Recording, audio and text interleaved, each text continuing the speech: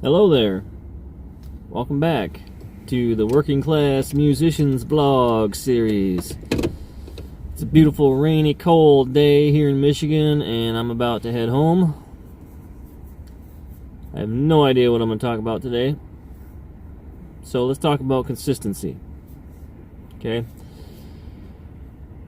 Consistency is what I'm going for here with this vlog series. Every weekday, I want to release a video. Whether or not I'm prepared, whether or not I feel inspired, whether or not I want to do this, whether or not I have anything interesting to say, I'm still going to do this. That's my goal, to make sure that I do this every weekday, Monday through Friday. So here we go. I'm about to go home. Tonight is my night off, so I'm going to spend some time with my beautiful daughter and my beautiful wife and enjoy my evening as much as possible, but I cannot forego practice.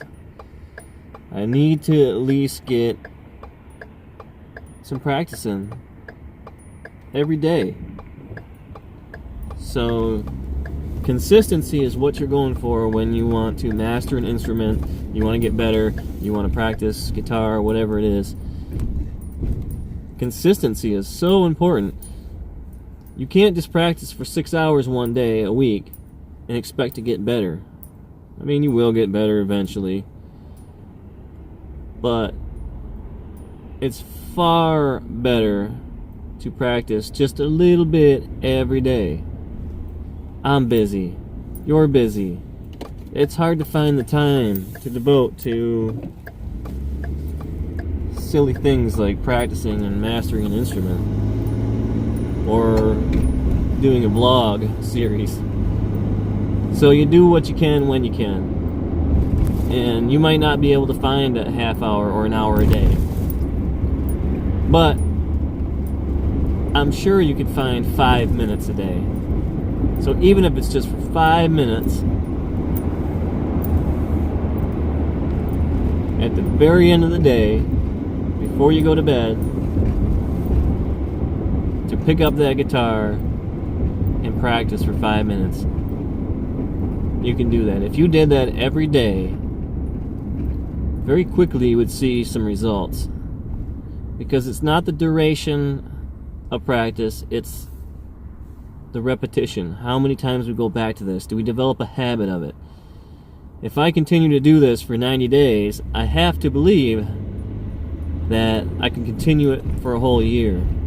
Because by then I would have developed a habit of it. And the challenge is to maintain the habit while everything else around you changes, because life circumstances change. It might not be working at the same place or the same hours, or it might have a different schedule, might have different things come up like vacation time, a day off here and there. You never know what's going to happen, so you have to be able to roll with it. I also want to talk about this mysterious enemy that likes to creep in sometimes. And I've dealt with this before. I had somebody tell me one time, be careful, you're going too fast, you're going to lose control. Sure enough, I did. I went off the rails. You get an idea in your head, and you're like, okay, I'm serious, and you just dive right into this, and you start gaining some traction, and you just roll with it, and you're just like doing all sorts of different stuff. Like, you know, I quickly went from having 0 videos to now I've got like 5 or 6. I've got 4 or 5 more in the pipeline. I'm starting to spend a lot of time and devote a lot of energy to this, and it's starting to wear me down, but you know, I'm more active in social media, more active in social groups, networking and all that. It starts to build like a snowball rolling down a hill. You put like this concerted effort into something, and then you multiply that effort, you gain traction on it, and you get so just gung-ho, for lack of a better term, into something, and then all of a sudden it's like I've hit a wall sometimes, and I can't even pinpoint exactly what causes it, whether it's psychological, whether it's circumstantial, whether it's the universe conspiring against me. I don't know, but it's happened a couple times in the past, so I have to be aware of it. That once I gain momentum in a certain endeavor and I start going somewhere, usually very early on, when things are looking good, is when they fall apart.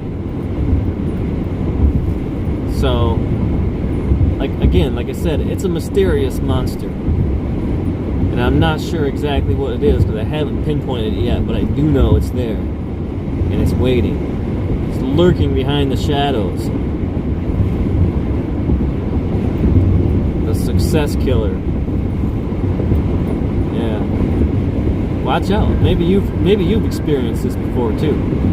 Where you think everything's going great, you're getting traction, you're getting somewhere, you're starting to get sales, you're starting to get views, you're starting to get, gigs. And all of a sudden, bam, life deals you some kind of, throws you for a loop. Life deals you a heavy blow, throws you for a loop, knocks you off your chair, and you don't know how to get back up again. It's happened to me more than once. In fact, it's consistent. I know it's coming this time. I know. So this time I'm going to be prepared for it.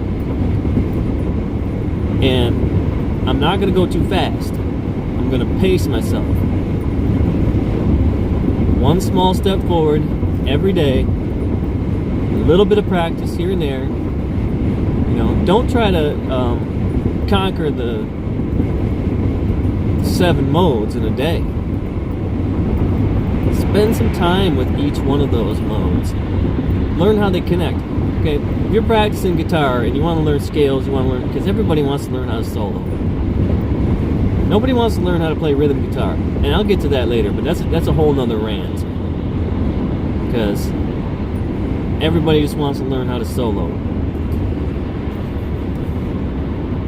But what you do is you learn these scale patterns. You learn the pentatonic box, and you play that all the time, because that's all you need to play, because all your guitar heroes, that's all they ever played was the pentatonic. And they made millions, and they made records, and they made wonderful music. And that's all they needed. So that's all you learn, and that's all you do. And it's typical. And then, you start learning like, okay, I'm stuck in a box. How do I get out of this box? Well, I'm going to learn position number 2, 3, 4, and 5. And then you're like, well, this pentatonic stuff's getting old. I like the way this neoclassical shredder guy sounds. I'm going to learn the major scale and the harmonic minor. So you learn all these other scales and all the different positions there. And then you learn how to integrate them. This whole process will take 10 years probably, but yeah, maybe you got it down quicker than that. Maybe it took you a few months and you're good to go. But instead of just blindly learning all this stuff and trying to just noodle around,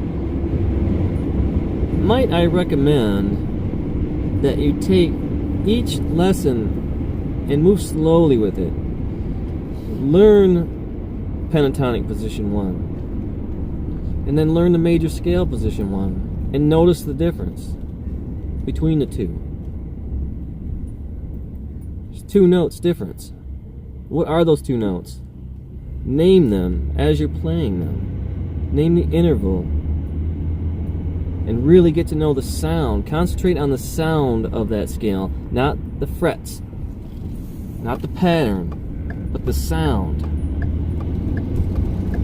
And really get to know those 2 patterns together, the pentatonic and the major scale. And then throw the chord in there, the chord patterns. Play the chord tones, the 1, the 3, and the 5. and for good measure, the 7th. You know, and understand the difference between a major and a minor 7 too, a dominant 7. When to use it. And then once you got really good at that, then try to change just those 3 things there. Change the key. You can do A minor pentatonic, great. You can blend the A minor pentatonic with the A major scale and the A major and minor chord, and you can resolve in either one. And you know them in, inside, and out. So 3 things. And you feel good, you're real comfortable at it. Now try it in B. You know, or better yet, try it in F sharp, the relative minor. You know, if we're working on A major, go to the relative minor. And if you're working in A minor, go to the relative major, C. So you then got G and C. There's 3. The power of 3 I talked about in one of the previous videos. Give it a shot. You know, but be consistent with it.